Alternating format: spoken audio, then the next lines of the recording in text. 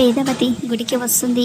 గుడి దగ్గరికి రాగానే ఒక రౌడీ వేదవతి దగ్గరికి వచ్చి నీ మెడలో ఉన్న ఆ గొలుసు ఇవ్వు అని అడుగుతూ ఉంటే ఎందుకు ఇవ్వాలి అని వేదవతి అనగానే వెంటనే ఆ రౌడీ కత్తి తీసి బెదిరించి మర్యాదగా నీ మెడలో ఉన్న గొలుసు ఇస్తావా చస్తావా అని అంటూ ఉంటే వేదవతి షాక్ అవుతూ ఉంటుంది. ఇక ఆ రౌడీ వేదవతి మెడలో ఉన్న గొలుసును లాగుతూ ఉంటే వేదవతి వదులు వదులు అని అంటూ ఉంటుంది. ఇక ఇద్దరు కూడా అలా గొలుసు పట్టుకొని లాక్కుంటూ ఉంటారు. ఇంతలో అక్షయ అక్కడికి వచ్చి ఒరేయ్ అని గట్టిగా పిలిచేసరికి ఆ రౌడీ వేదవతి ఇద్దరు కూడా వెనక్కి తిరిగి చూస్తుంటారు.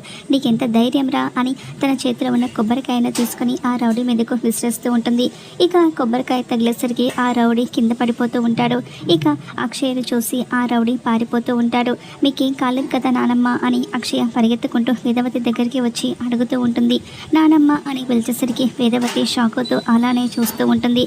అదే మీరు కూడా మా నానమ్మ లాంటి వారు కదా, అందుకనే నానమ్మ అని పిలిచాను అని అక్షయ అనేసరికి ఇక వేదవతి ఏం కాలేదమ్మా అని చెప్తూ ఉంటుంది. ఇక అవును నిన్నొకటి అడగనా, నువ్వు మాతో పాటు మా ఇంటికి వస్తావా అని వేదవతి అర్చన రూపంలో ఉన్న అక్షయను అడుగుతూ ఉంటుంది. వస్తాను, కానీ నన్ను మీ ఇంట్లో ఎవరు కూడా ఏమీ అనకూడదు. ఎవరైనా నన్ను కావాలని ఏదైనా అంటే మాత్రం నేను అస్సలు ఊరుకోను.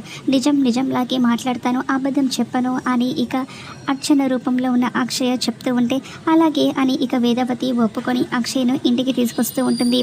మరోపక్క అవని సుజాత మాట్లాడుకుంటూ ఉంటారు.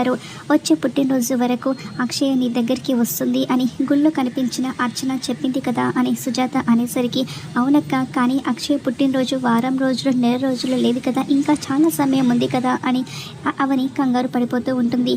మరి ఇక అర్చన రూపంలో అక్షయ వేదవతి ఇంటికి వెళ్ళి శ్రీకర్ పెళ్ళి ఆపేస్తుందా, ఏం జరుగుతుందో చూద్దాం.